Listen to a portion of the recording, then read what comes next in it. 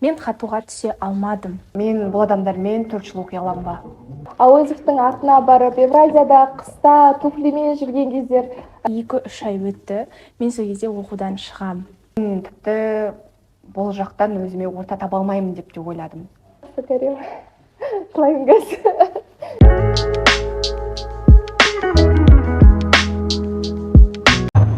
Бәріне сәлем. Бүгінгі бағдарламада біз журналистикаға қалай келдік? Біздің таныстығымыз қалай өрбіді? Хату бізге несімен құнды тақырыптары қозғалатын болады. Олай болса кеттік.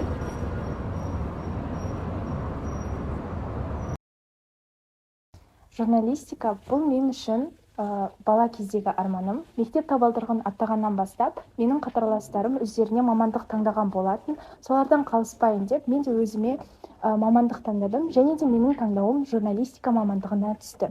Не үшін журналистика? Себебі журналистика бұл 4-ші билік, бұл ақпарат таратушылар, көптеген газет, журнал, телевизор, телевидение бәрін қосқанда, бұл жалпылай ала келе журналистика деп айтқым келеді. Неліктен хатуға түсуім? Бұл менің мектеп кезде 11-ші сыныпта оқыған кезіммен байланысты. ЕНТ-ға дайындалған барыста мен өзім курсқа қатысқан болатынмын. Сол кезде бізді бәрімізді жинап осы хатуға ЕНТ тапсыруға мүмкіндік ретінде алып келді. Және де мен бұл универмен таныстым сол кезден бастап. Және де сәуір айында 2022-нің IT Nation олимпиадасы жүрді. Сол кезде мен өзімнің бағымды сынап көрейін деп олимпиадаға қатыстым.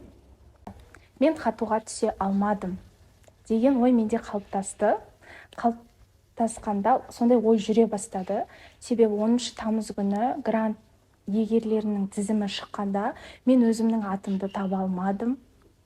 Өте қатты қобалжыдым, бірақ енді қатты қобалжығаннан кейін бұл тізім өте үлкен болды, және де қайттан ашып, дұрыстап, анықтап қарағаннан кейін мен өзімнің атымды тауып, грант егерлерінің қатарында болғанымды көрдім, және де Хату университетіне студент ретінде мен қабылданып түстім. Жалпы бірінші курста маған бәрімен араласу өте қиын болды. Себебі мен мектеп кезінде де көп ешкіммен араласпайтынмын, интроверт болдым. Маған жалпы адамдармен бірден араласып кету, олармен сөйлесу өте қиындық тудырады. Ең басында, әлі есімде, бірінші қыркүйекте біз группа болып Зәйтүнге барғанбыз, универдің қасындағы. Но бұл жерде бізде әркім өзінің араласатын адамдармен отырды.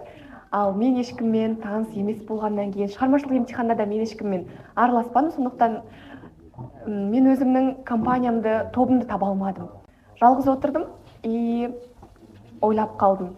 Шынымен де мен бұл адамдармен 4 жыл оқи аламын ба деген сияқты ойладым. Ал мен Ажар туралы, Дана туралы кейіннен білдім. Ал вот Ажарды мен өзіміздің жатақханада көргенмін бірінші рет. Бізде 1 сентябрьде олар алғаш біздің асханамызға, яғни кухнямызға ас әзірлеуге келген. Ажар маған басында ұнамаған. Шынымды айтайын, маған ол бір өзінше қыз сияқты көрінді, бір өзінің айтқанын істеткізгісі келетін сияқты болды. Ал вот Дананы мен басында вообще байқамадым да, мысалы.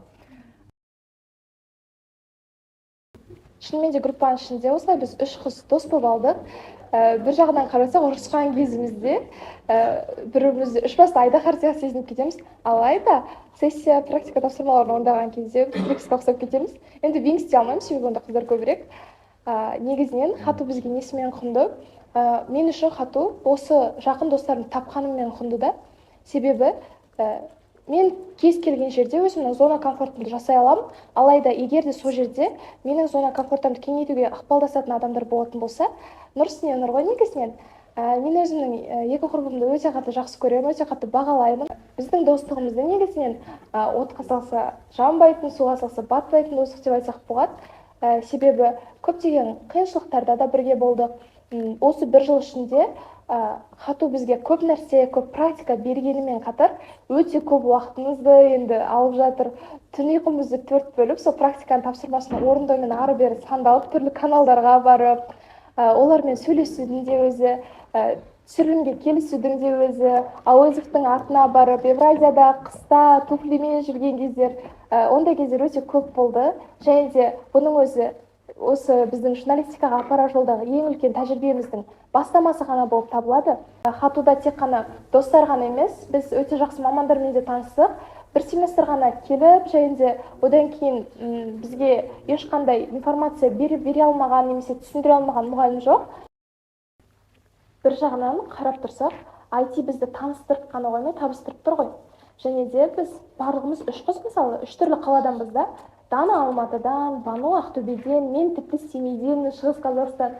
Және де осы үшеумізді табысу мекеніміз IT болып тұр. Егер мысалы хатуда журналистика мамандығы болмайтын болса, біз тіптен кездеспедік деген сияқты ойлау бізді әрине мазалайды. Және де қазіргі таңда бірге бір группада, және де тіпті басқа бөлініп оқитын пәндерде де бір группаға түсіп жатқанымыз, ол тек қана сәйкестік емес, бұйыртқан нәрсе деп өзіміз білеміз. Және де осы барлық тәжірибе үшін, беріліп жатқан білім үшін, және де осындай көрсетіліп жатқан қамқорлық үшін біз өзіміздің университетке мыңда бір алғысымызды айтамыз. Барлықтарыңызға рахмет. Біздің тапсырған IT назарларыңызға рахмет.